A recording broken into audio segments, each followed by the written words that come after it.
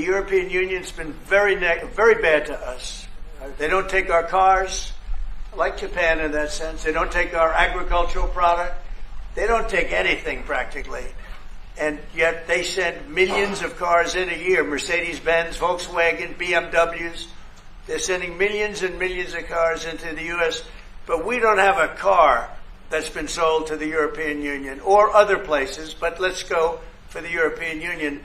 And it's not going to be that way. It's got to be fair, reciprocal. It's got to be fair. It's not fair.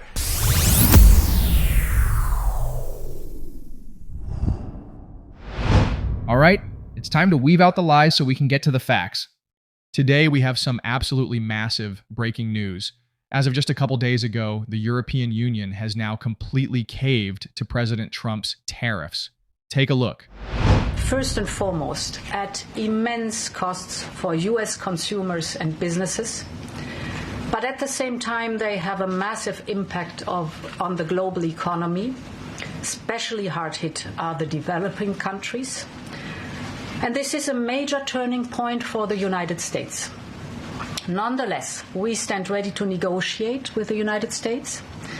Indeed, we have offered 0 for 0 tariffs for industrial goods, as we have successfully done with many other trading partners, because Europe is always ready for a good deal, so we keep it on the table. Yeah, you heard that correctly. 0 for 0 tariffs on industrial goods, which, by the way, covers pretty much everything. Now, of course, this comes after the news that over 50 countries around the globe have literally started begging President Trump to make deals about his tariffs.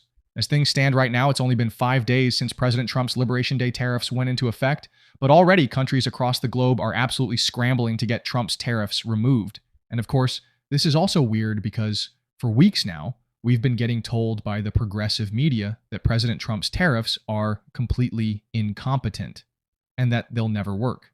Turns out they were wrong. In fact, as one recent report reads, 50 nations begging to negotiate President Trump's tariffs too late. Around 50 countries are now scrambling to cut deals before President Trump's brutal tariffs hit, and the answer is a hard no. Commerce Secretary Howard Lutnick made it crystal clear. The 10% baseline tariffs on nearly 90 nations are happening. No delays, no exceptions. Calls are pouring in from desperate trade partners, but Trump's team isn't budging. The message, pay up or get out. And so, needless to say, pretty much every country around the world is absolutely freaking out right now as they try to figure out a way to deal with President Trump's tariffs.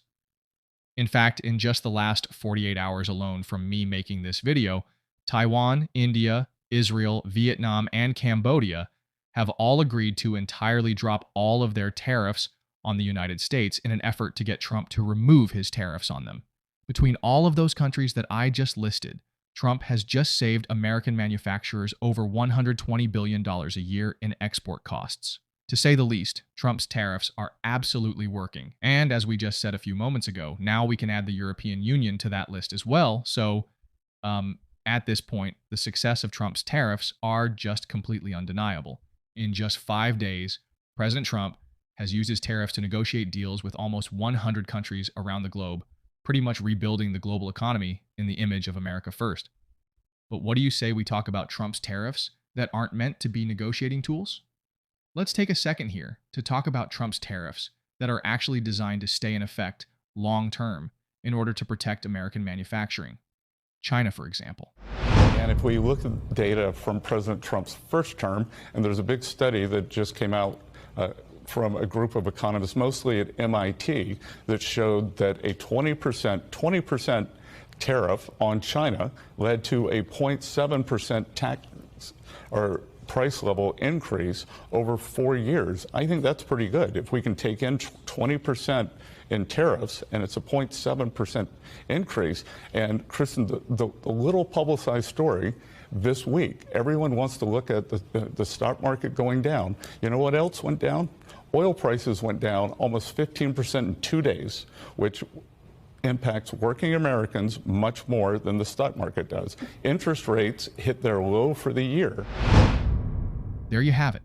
Just like Treasury Secretary Scott Bessent said, in 2018, President Trump placed a 20% tariff on China, and American consumers only ended up paying an extra 0.7% more. But you know what else happened?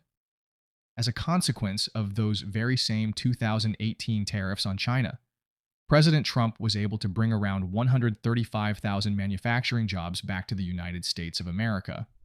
So, as it would turn out, all of these radical, far-left, progressive globalists that have been screaming about how tariffs are just a tax on the consumer have pretty much just been lying, and now we have the proof. And then, of course, on top of all of that, as Treasury Secretary Bessent said, right now, energy prices are down, interest rates are down, and American job creation is absolutely through the roof. And why? Because manufacturers are finally investing in America again because of President Trump's tariffs. In fact, President Trump actually spoke about all of this a couple days ago. Take a look. Solve the deficit problem that we have with China, with the European Union and other nations. And they're going to have to do that. And if they want to talk about that, I'm open to talking. But otherwise, why would I want to talk? And as you know, because of the tariffs, we have $7 trillion already committed to be invested in the United States, building auto plants, building chip companies, and all sorts of companies are coming into our country at levels that we've never seen before. Biden had nothing coming in. This was a dead country with Biden. He didn't know what he was doing. Boom. As a consequence of President Trump's tariffs, over $7 trillion worth of manufacturing investments have now come pouring back into the country. And so, is that something that ever happened during the Biden presidency or the Obama presidency? Yeah. I didn't think so. In fact, for the last several decades, manufacturing has done nothing but leave this country completely screwing over middle-income, blue-collar American workers. But not only that, when we completely rely on Chinese manufacturing to produce absolutely everything for us, we are putting ourselves at a very serious national security risk, as we all just recently saw in 2021 at the start of the global pandemic. So here's the reality. Not only is reshoring manufacturing and bringing it back to the United States of America the economically intelligent thing to do, as we can all see already, but also it's the smart thing to do from a national security standpoint as well. But, like we've said, President Trump really has two different types of tariffs. Tariffs that are meant to be negotiating tools that we can use to leverage other countries into dropping their unfair tariffs on us. Then also, there are tariffs that are meant to be permanent in order to incentivize bringing certain manufacturing sectors back to the United States. I mean, I have to say, so far, President Trump has been able to strategically accomplish both of those goals. Now, of course, this entire situation isn't over yet, and the negotiations are still ongoing, but as things stand right now, President Trump is actually doing it.